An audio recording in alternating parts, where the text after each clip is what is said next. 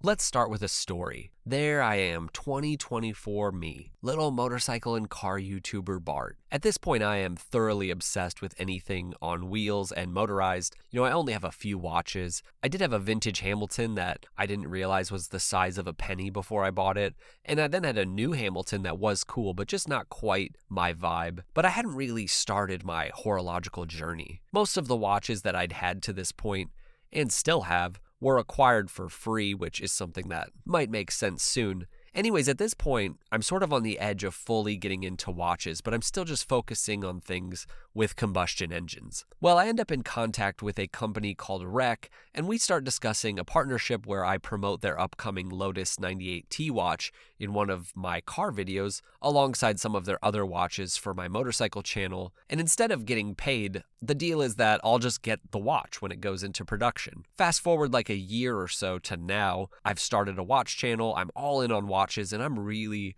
pumped to get this specific watch. This will be by far the nicest timepiece I've ever owned. Now, you should note that this video, the one that you're watching right now, it isn't sponsored, so I'm free to say whatever I want about this watch. With that being said, I am a pretty big fan of REC, and I have worked with them on multiple projects now, so maybe I am a bit biased. Now, on the surface, this watch is obviously a motorsport-inspired chronograph, a unique one at that, and I think it fits my interests pretty well. This watch is specifically designed to look like a Lotus Formula One car from the 80s in this black and gold John Player livery, and this REC watch, as with all of their DNA editions, it houses actual materials from a Lotus 98T Formula One car that Ayrton Senna would have driven. Now, that's all very cool, but for me it's not the main thing. The design and case shape on this watch are what's really unique. But as I was waiting for this watch, I was also learning more about watches and luxury watches and movements in general, as I personally consider this definitely a luxury watch. I know some of you maybe wouldn't, but I do. And the more I learned, the more impressed I was becoming with just the idea of this watch as I waited for it. The first thing is that this watch has an in-house movement, and I say that quote-unquote in-house. Essentially, this is a highly modified AMT column wheel chronograph movement, with AMT being the bespoke higher-end movement segment of Sellita.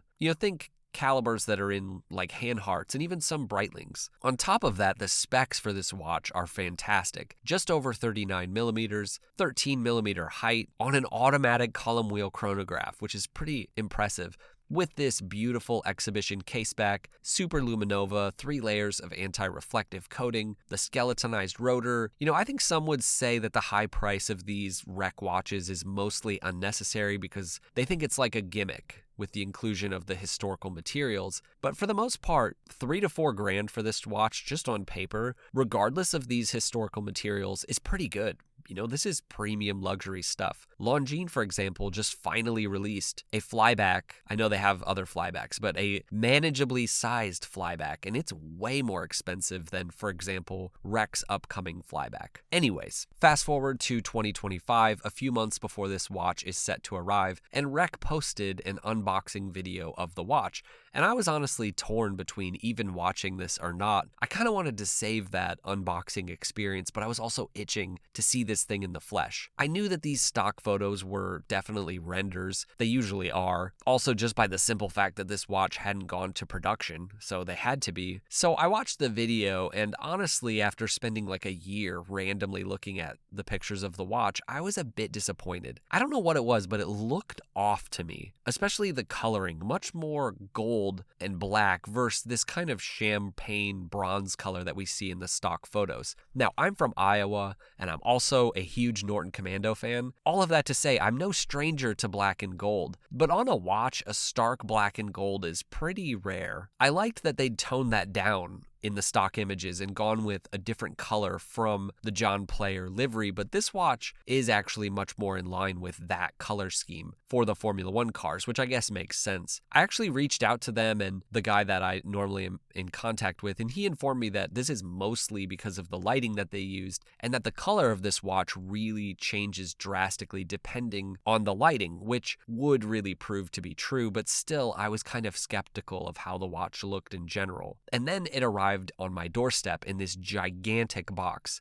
And I will say, Rec nails the unboxing experience. Many micro brands stand out in this area, but in their case specifically with, how connected the watch is to a specific story, there's room and logic to having extra literature, for example. In this case, the watch comes, of course, in this large, almost ammo box, but then there's a small travel case. I believe all their watches come with that, as well as this cardboard plaque thing, and then also this small booklet about the car and about its history. But yeah, let's put all that aside. Let's focus on the watch. So I had very mixed feelings when I opened it and started taking the plastic off. On the one hand, I was really blown away by the watch as a whole. This kind of cushion case that it has really takes what is a relatively small sized watch and gives it a ton of wrist presence. It's the perfect size. More on that in a bit. On top of that, all the details were nice. The finishing is nice, though probably not on par with other $3,000 to $4,000 watches. But that's not why you buy a watch like this.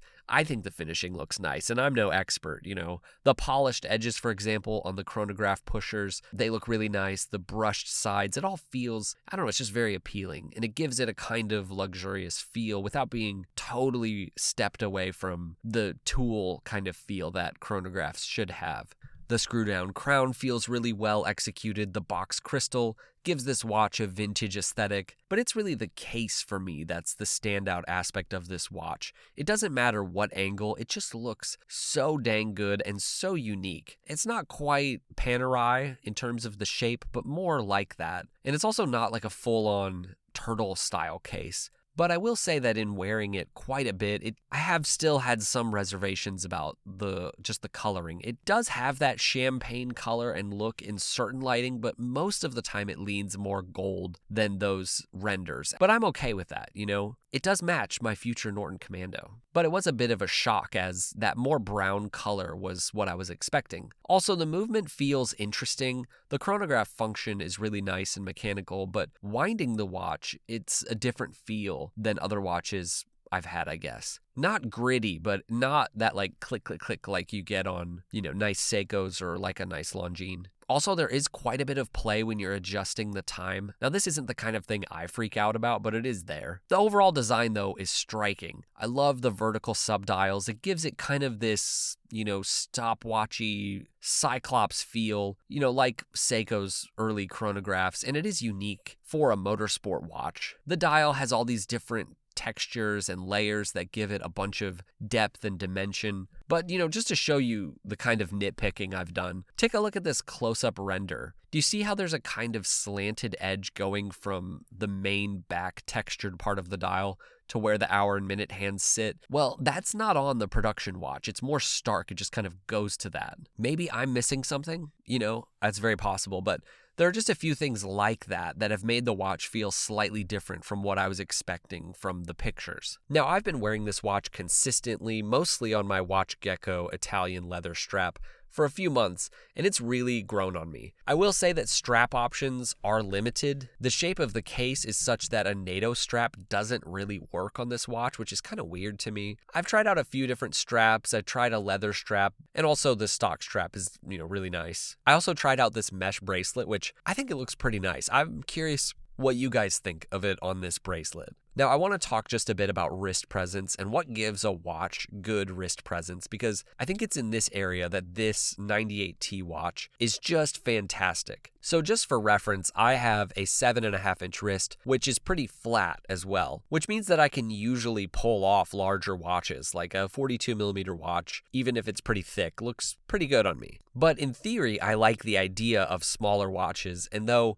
there is something awesome about, say, like a 38mm watch on a larger wrist, the real sweet spot for me, I think, is right in that 40mm range, depending on the shape and profile of the watch. Now, what I really love most is a smaller watch with a specific shape. So, for example, my dream watch is the Longines Zulu Time 39. When I first put that watch on, it was a kind of revelation. Here's a watch that's only 1mm bigger than, say, the Murph 38, another watch that I love. And yet it feels bigger in every way. It just has so much more presence. And this is because the overall shape is more of a slab. So though it is small, it just kind of sits perfectly on my wrist. And this watch does the same thing. It's only 39.7 millimeters, but because of that cushion style shape and because it's thin and flat, it just has amazing wrist presence, at least for me. When I first saw this watch, I immediately thought of the iconic motorsport chronographs that are out there, the Tag Heuer Monaco and Carrera, the Zenith El Primero, though not necessarily a motorsport watch. Porsche Design's early chronos, all those great, motorsport-inspired chronographs that managed to capture that feeling and, that era of motorsport. But here's the thing, none of them tell a specific story. Rec, on the other hand, really just goes straight for something specific. It's not about vague racing heritage, but it's a specific machine, a specific moment in time. And yes, that makes it more niche, but for a limited piece, I think it makes sense. And I think that major brands should do this more. You can tell the team behind this watch, they actually care about the story that they're referencing. A company like Tag Heuer, they have this history, they have the resources, they obviously have the access to F1. They could make a chronograph just like this with the same kind of storytelling, but they don't, Their racing heritage is kind of turned into more of a lifestyle branding. And so I feel like this is the kind of watch that they should have made. And maybe they will at some point in the future. I don't know. Now, what about this whole DNA concept? This idea of reclaiming old historical parts or materials from iconic historical vehicles and using them in the timepiece. Rec's entire identity revolves around this idea, this physical, fragments of iconic machines. You're taking these physical fragments of iconic machines and rebuilding them into wearable artifacts. And also, it should be noted that in doing this, they're not going and destroying important historical machines. It's when a rare historical car or plane or whatever motorcycle is being rebuilt, and maybe some part is unusable, that's where they come in and use those parts. So it's a really cool thing. Rec is not the first company to do this, but they probably are the best. Bremont has done it at different points. Romain Jerome is a company that has built, around this kind of idea, the Titanic DNA, moon dust, Batman watches. But does embedding material from a car actually add value to a watch? I don't know. I don't think it really does. Other brands focus more on heritage to add value, and of course, that's also a facade. I think where Rec is unique is that they're not relying solely on that. It's more of kind of like the icing on the cake for people, because these watches for themselves, from the movement to the design, the finishing, the specs, I think they sit pretty comfortably in their own luxury spaces, and they're competitive. And I do think, that is somewhat of a new thing for Rec. Not that long ago, I'm pretty sure they were mostly using Miyota or Seagull movements, but these newer, more expensive limited pieces, they're pretty high end in every regard. Now, I want to end this video by looking at how this chronograph matches up against similar chronographs in this space. Obviously, there's the Carrera Glassbox from Tag Heuer. That's the first chronograph I think of. Very similar to this watch. It's got motorsport heritage. It's similarly sized. It also has that vintage aesthetic. Both are automatic column wheel chronographs, though the Carrera has a longer power reserve. And of course, Tag Heuer has more brand cachet and recognition. But I will say the 98T is thinner, and in many ways it's more unique. Both can be had on a variety of straps with that 20mm lug width, but the Carrera can also be had on a bracelet, which is not an option for this watch.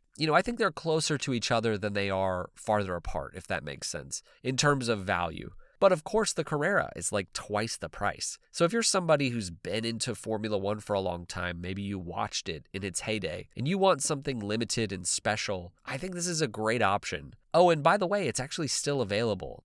And I don't think there's many left if you guys want to get one. But there are also quite a few slightly more affordable motorsport-esque chronographs. Think Hamilton's Intramatic line and Tissot's PRX chronograph, and also the PR516 chronographs. But none of these really compare in terms of movement and specs to this Rec watch. They all have that beefy Valjoux 7750. This is a more premium movement. There's also Baltic's Tri-Compacts, or as it's now called, Scalograph or whatever. That watch has the Sellita 510 manual manual wind, and that's a really great price, in my opinion, for a great-looking motorsport-inspired Daytona-esque watch. There's also Nevada Grenschen's motorsport chronographs, but I really do think that with this AMT movement, the 98T watch sits more in line with those more premium motorsport chronos. I think it makes more sense to compare this watch to the likes of Tag Heuer and Breitling, even if it is a slight step down in terms of brand recognition and maybe finishing. But I will say also in this 3 to 4K range, you obviously have Longines with their new Spirit flyback. Actually, yeah, that watch is much more expensive. It's over $5,000. Also, Hanhart's more pilot-inspired chronos sit in this price range and have very similar movements. I guess it all just comes down to what matters to you. If the story is right, I think that these rec watches are pretty cool and can make a lot of sense. And I definitely think that for me, this one is a keeper. Even if I maybe would have thought twice before dropping $3,000 on it, I think it's really unique. I think it wears really nice. It's got a cool story. It's definitely the kind of watch that I can see myself pulling out when I'm going to go to like a car show or just go for a drive. I'm definitely proud to own it. And I think that's all that matters. So I would love to hear from you guys. What do you think of these kinds of micro brands and this brand and watch in particular? Maybe you've owned rec watches before. If not, would you spend your hard-earned cash on a watch like this? Let us know, and we'll see you guys in the next one.